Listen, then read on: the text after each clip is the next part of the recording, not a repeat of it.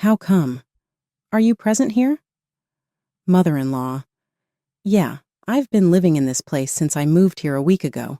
You can stay in the first floor storage room or the unoccupied third floor room, as I'll be occupying the second floor room that was originally yours. How come? There has been no word on this from anyone. What are you trying to say? Well, the head of the household, my son, has given his consent, therefore I don't need your permission. Obviously, the person who pays the rent has the authority to make choices. What? For a second, I questioned my ears. Is this the actual world? I found it difficult to comprehend my mother-in-law's decision to reside here. Having her visit multiple times a week was already taxing. I could never live with someone else. My mother-in-law is an independent woman, thus her age needs to be taken into account. If something goes wrong, it might be too late, which is why my husband might have been concerned. However, it is improper to move in together without first consulting me. Whose house is this, in her opinion? In addition, I'm upset with my spouse. This is not how I expected to be handled. I gave my hubby a call to double-check the details. Hello, your mom was here when I got home. However, is it accurate to say that we will share a home? That is accurate. What's the issue with that? Isn't that odd? Why didn't you get my permission first? I don't see the necessity for it. I know I've said this a lot, but since I pay the rent, you ought to abide by my decision, right? I was in such shock that I was at a loss for words. He does appear to believe that, yes. All right then, carry on as you see fit. But it appears like you're overlooking something crucial. Are you aware of the owner of the house we are renting? I'll make sure you remember more than just what suits you. I just went back to my parents' place with the suitcase I had taken on my business trip. I'm Olivia, and I'm 32 years old. I currently work as an engineer for an IT company, where I have a reliable source of income and a rewarding career that lets me enjoy my days. I appreciate all of your effort. I will be departing early. Are you on your way out yet? Tonight, all of us are heading out for drinks. Would you like to participate? I have plans today. Invite me another time. Is it your boyfriend, maybe? Work is going smoothly, and thanks to the boyfriend I started dating 6 months ago, my private life is also fun and fulfilling. I have no complaints at all. Everything feels completely satisfying. Work has been really busy lately, hasn't it? I appreciate you making time for me. No problem. I can always make time for someone I love. Thank you so much. The boyfriend, a friend introduced me to, was truly a considerate and wonderful person who treasured me. I was always grateful for his kindness and thoughtfulness. I was very busy during my university days, studying at a science-focused college, and I didn't have the luxury of time for romance, or even for myself. Even after getting a job, I was busy learning new things every day and had no room for a relationship amid all the work. However, he appeared at the end of my 20s. Meeting him felt like fate. And then I thought about a future that included marriage. The days I spent with him were truly blissful, and every day was filled with new joy. I felt deeply fulfilled and happy. Every time I thought about our future together, I strongly felt that I wanted to continue spending happy times with him. I want to talk about our plans for the future, about marriage. Yes, I'm thinking of formally introducing you to my parents soon. Of course, I'll propose once I wrap up some work, so just hang in there a little longer, okay? Yes, I understand. I may have rushed him, but I dreamt of being happy together even after marriage. We could clearly imagine our future together, and we're enjoying every day. In 6 months, we will get married, and my parents have decided to pay for the wedding. My parents run their own business and have offered one of their investment properties as our new home. He was raised in a single-mother household and intended to send money home. My parents were supportive of this aspect as well. While preparing to start our new life, We also respected his sense of responsibility toward his family. About the rent, can we live there for free? No. They're proposing $2,000. Normally, it would be rented out for a much higher amount, so this is a special rate. Wait, they're charging us even though their own daughter and her husband will be living there? Actually, this property was bought as an investment, so there are expenses involved. It wouldn't make much profit. It's unreasonable to expect them to cover the maintenance costs too. But they have the money, so I think they could handle it. I was surprised by my husband's comment. I had not expected him to make such demands on my parents. They do so much for us, yet he seemed to take it for granted. Considering the support and the new home my parents provided us, I was filled with gratitude, but his response puzzled me. Hearing his comment made me think that I might need to reconsider our future living arrangements. Certainly, my parents run a business and are quite comfortable financially, yet I am already independent and strongly feel that I should cover my own living expenses. While it might not be a huge burden for my parents to provide the house for free, I do not think it is appropriate as an adult to rely financially on them. They manage their finances strictly as business owners, and my independence is influenced by that. Well, I think it might be a bit presumptuous to not pay any rent at all, considering we'll be living in such a large house and eventually owning it, I explained to my husband. Your father is really stingy, isn't he? He is a business owner and has an income, so he could be a little kinder. If I were in your parents' position, I would at least provide the house for free, my husband replied. That's why I've explained it so many times. But why don't you understand? I wanted to argue back, but I thought that paying $2,000 a month might be tough for my husband, who had expected to live in this large house for free. Still, thinking it should be free is a bit presumptuous. Can't we lower it to about $1,500? My husband further demanded. What? A further discount? It would normally cost twice this amount. I couldn't hide my surprise. Still, you can negotiate a little, right? They are your parents, after all, my husband said. What are you saying? I don't want to be so disrespectful to my parents. If you're really grateful, you wouldn't negotiate like this, I argued. Since we were already getting such a low rate, asking for an additional discount seemed too presumptuous. Moreover, if he truly appreciated my parents, he shouldn't be making such unreasonable demands. Through this discussion, I reconfirmed the difference in values between my husband and me. To live together in the future, we need mutual understanding and cooperation. Maybe he lacks a sense of gratitude. Also, my parents have said that we can move any time if we want to, right? If we decide to stay long-term, they mentioned they would transfer the property title to us. Despite my parents being so cooperative, I can't understand my husband's argument at all. How can he be so brazen?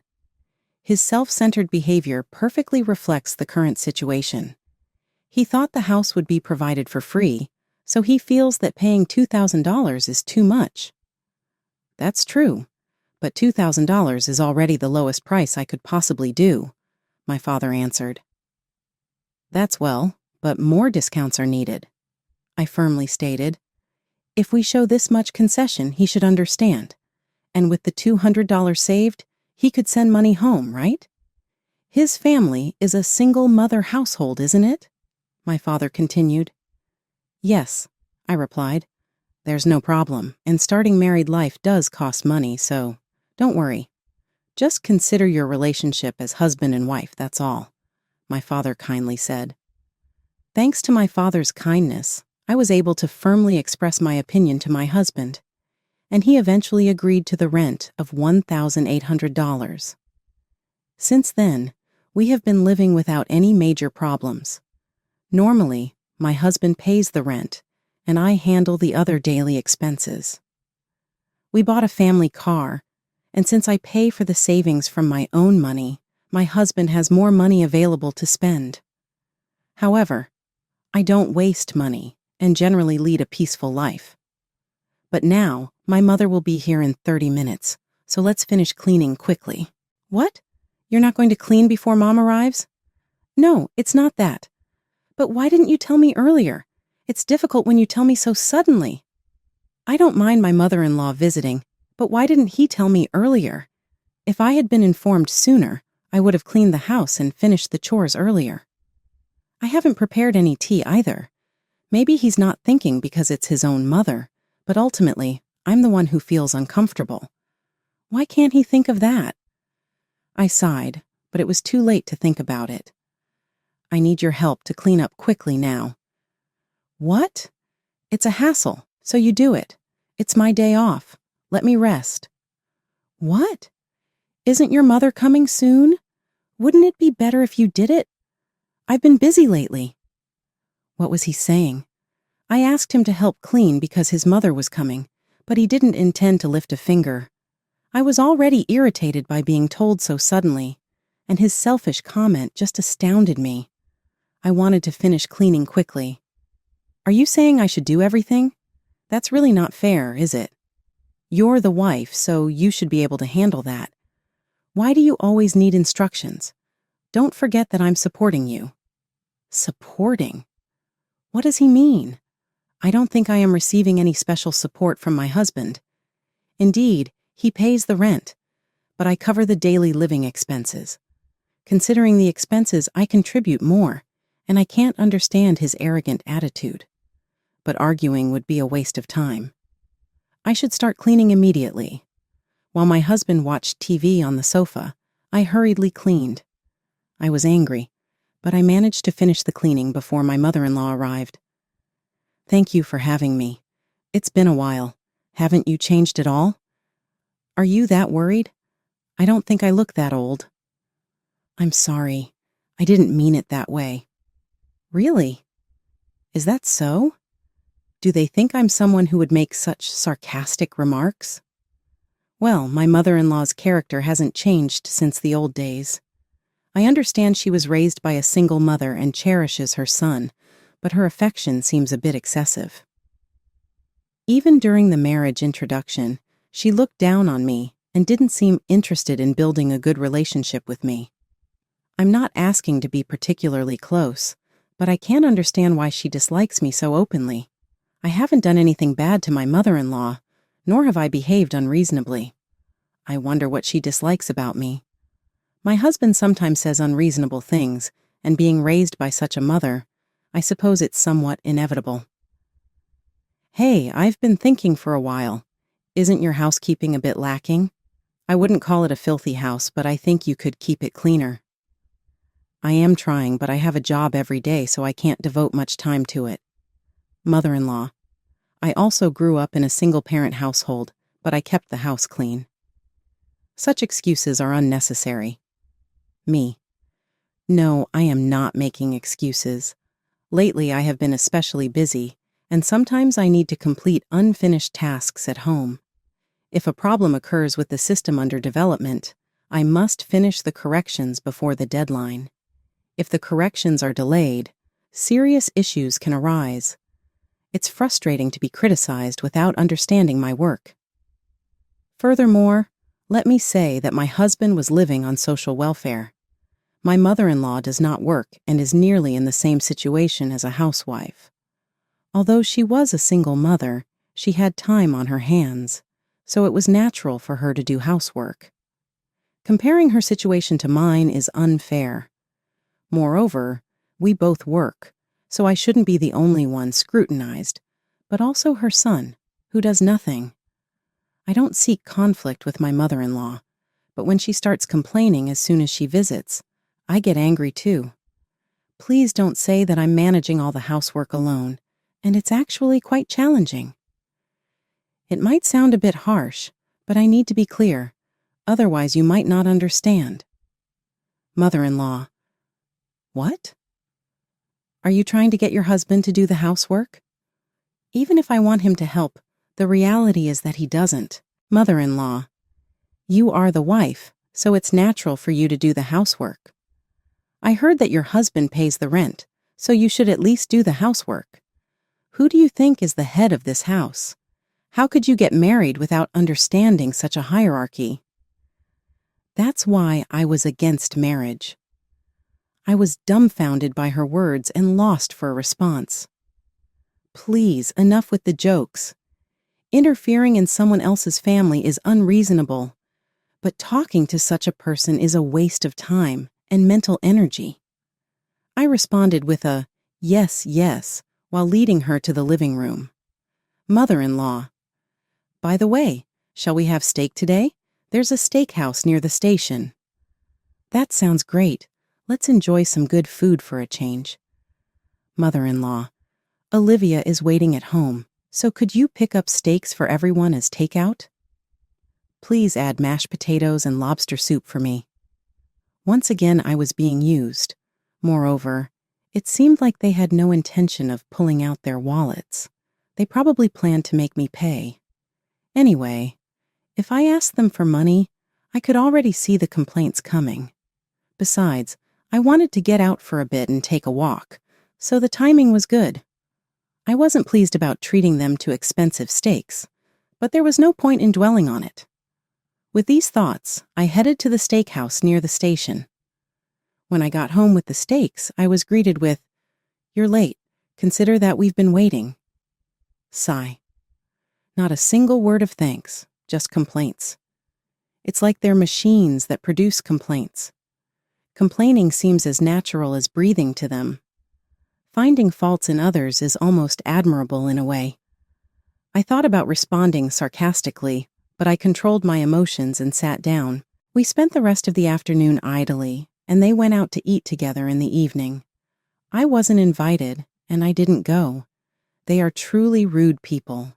When they returned home, they started drinking in the living room, and eventually, my mother-in-law stayed over. We slept in separate rooms, so it wasn't a big problem, but it felt somewhat lacking in common sense. She left the next day, but my weekend was ruined, and I felt significant stress. After that, my mother-in-law started visiting almost every week. It's unclear whether she comes to say harsh things to me or to see her beloved son. As a result, I just kept accumulating stress. I have to go on a business trip for a week starting next week, so please take care of things at home. A business trip? Why all of a sudden? There's a presentation for the system we're developing. I'm involved as a key developer. I see. While the business trip was real, I was excited to finally have some time alone for the first time in a while.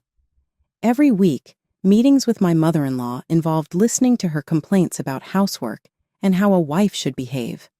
No matter how busy my husband is, he shirks his home responsibilities, never touches housework, and neglects his role, claiming he's the breadwinner. Fed up with this situation, I was looking at the business trip as a chance to refresh. The presentation of the new system was nerve-wracking and more tiring than my regular duties, but a week without anyone complaining and being able to do what I wanted was incredibly soothing. When I returned home from the business trip, I was shocked. "What? You're here?" Mother-in-law. "Yes, actually, I moved in a week ago and I'm already living in this house. I'll be using the room on the second floor that was yours, so you can stay in the storage room on the first floor or in the vacant room on the third floor." "What? I haven't heard anything about this. What do you mean?" "Well, my son, the head of the house has agreed, so I don't need your approval. Of course, the one who pays the rent has the power to make decisions." "What?" I doubted my ears for a moment. Is this reality? I struggled to understand why my mother-in-law was living here. It was already stressful having her visit several times a week. I can't imagine living together. Certainly my mother-in-law lives alone, and her age must be considered. It might be too late if something happens, and perhaps my husband is worried. But starting to live together without consulting me is unacceptable. Whose house does she think this is? I'm also angry with my husband. I didn't expect to be treated this way. I called my husband to confirm the facts. "Hello. When I came home, your mother is here. But is it true that we are going to live together?" It's true. What's wrong with that? Isn't it strange? Why didn't you consult me beforehand? I don't think there's a need to. I've explained this many times, but I'm the one paying the rent, so you should follow my decision, right? I was so shocked I couldn't find the words. Yet, he really seems to think so. All right then, continue as you think best. It seems like you're forgetting an important point, though. Do you know from whom we're renting this house? I won't let you forget only what's convenient for you. I took my suitcase that I had brought on the business trip and returned to my parents' house. So he just let his mother live in the house without asking. Don't you think that's strange? I see. So you've been harassed by your mother-in-law all this time? I didn't want to worry you, Dad, and everyone says it's normal, so I kept quiet, but I can't take it anymore. I see. I understand. I'll take care of it, my father said, and made a phone call. From that day, I started living at my parents' house and hadn't been in contact with my husband for a week. Then came Saturday.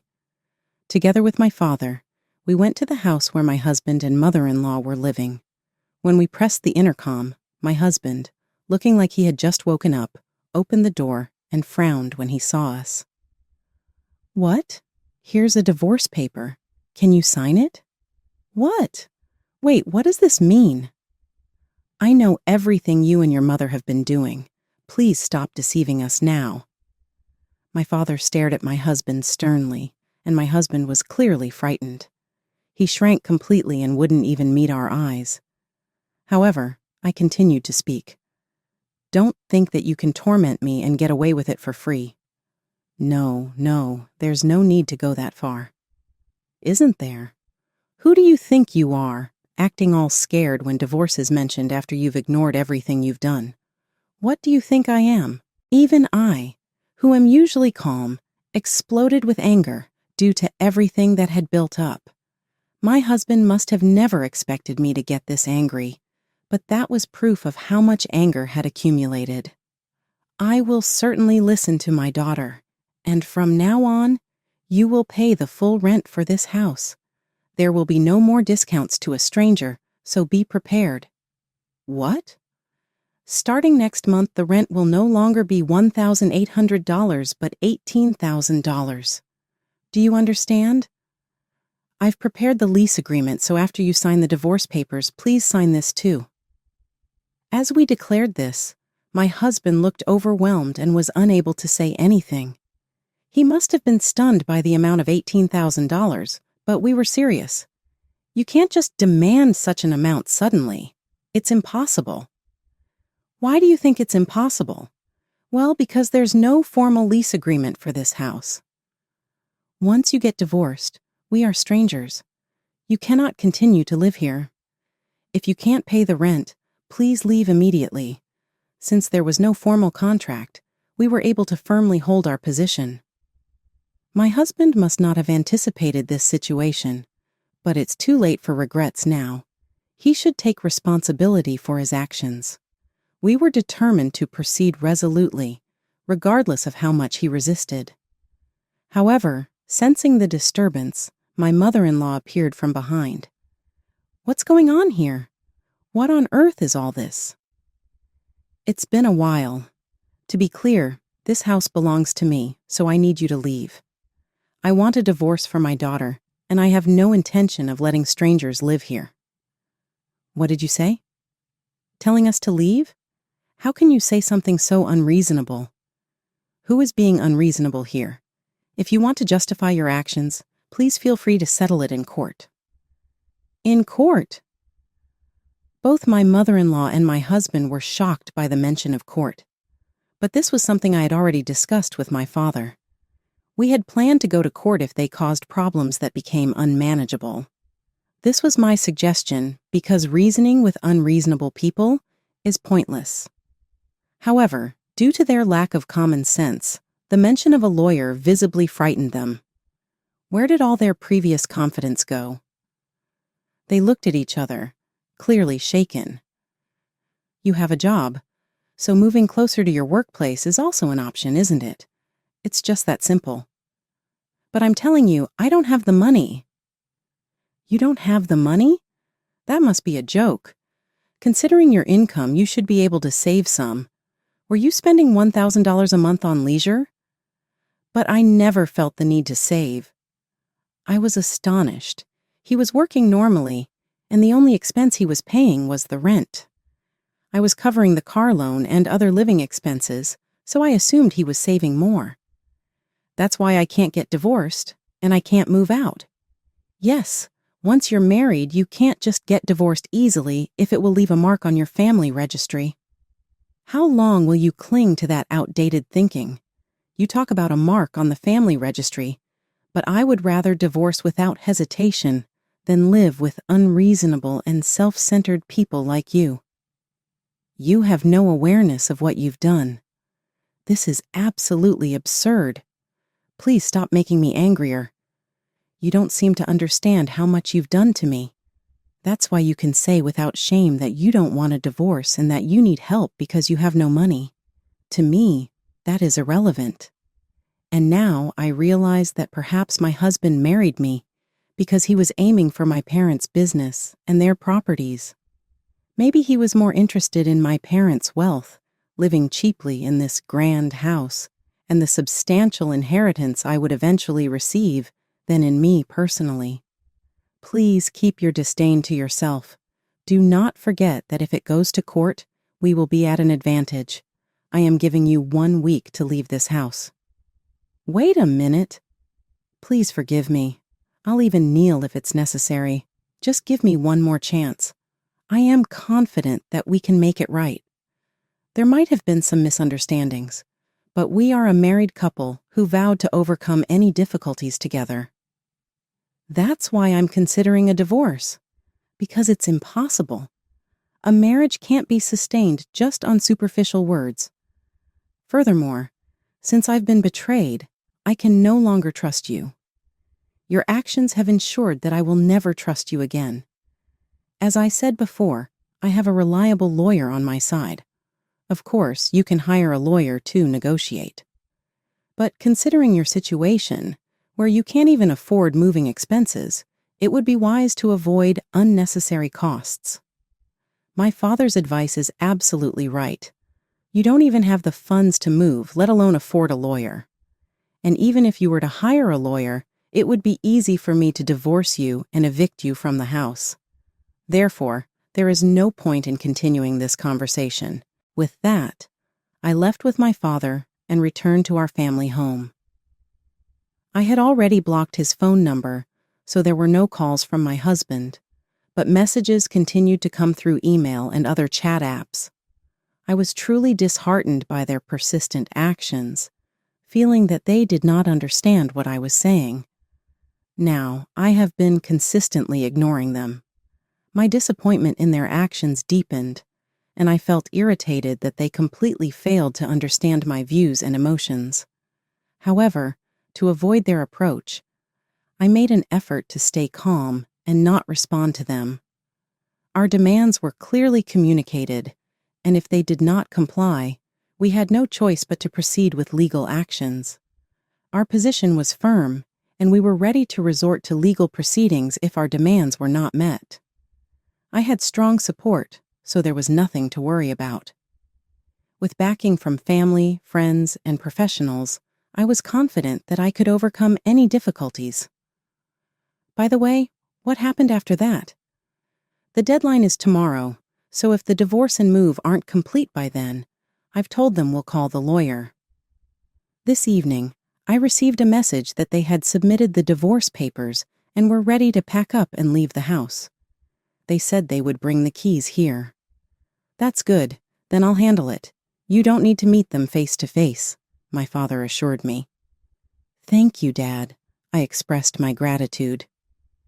Thanks to my father handling the key exchange, I was able to avoid meeting them face to face. From what I heard through mutual acquaintances, they are living a difficult life. My mother-in-law, lacking a job and means to make a living, searched for a new place to live with my husband. Initially, they stayed in a cheap hotel. Later, they moved into an apartment without a bath, paying a very low deposit. and began their new life together. However, compared to their previous residence, the quality of the new place is extremely low, so their daily life is filled with stress, and they constantly argue. Well, he has a job, so it might not be such a big problem. It might even seem like a curious worry. Apparently, the stress has led to severe spending, and they frequently ask acquaintances for money. Really? Is that true? They are consequently becoming more and more isolated from their buddies, which has to be greatly concerning them for their future. Given his age and his incapacity to manage money, it is unlikely that anybody would consider marrying him given his financial struggles and need to care for his mother. I think it's best for everyone around him if he stays single. Even while I think this is a very sad and tough circumstance, I also think it's a great chance for them to learn from their mistakes and behave better. I've now moved into a place of my own and am leading a contented life there. Since I am in charge of large projects, work is going really well, and I am happy with my position. I also have a great relationship with my parents. I'm not sure if I would get married again, but for the time being, I'm just trying to enjoy my life as it is. In the end, interpersonal connections with other people count more than financial wealth. Even in tough financial times, I think you can have a happy life if you can cultivate strong, healthy relationships. In the future, I want to live a richer life free from financial constraints, valuing the relationships I have with my family and friends.